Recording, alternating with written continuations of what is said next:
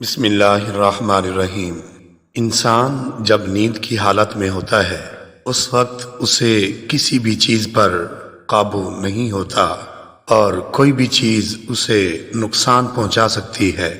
بعض دفعہ جنات و شیاطین کے بھی حملے ہو سکتے ہیں۔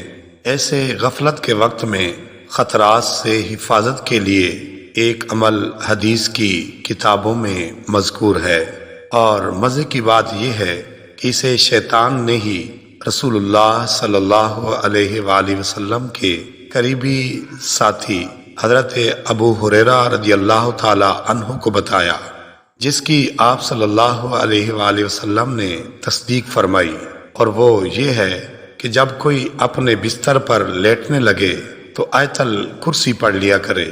اس سے اللہ تعالیٰ کی طرف سے ایک نگران فرشتہ مقرر ہو جاتا ہے جو صبح تک اس کی حفاظت کرتا ہے، اور صبح تک شیطان اس کے قریب بھی نہیں آ سکتا۔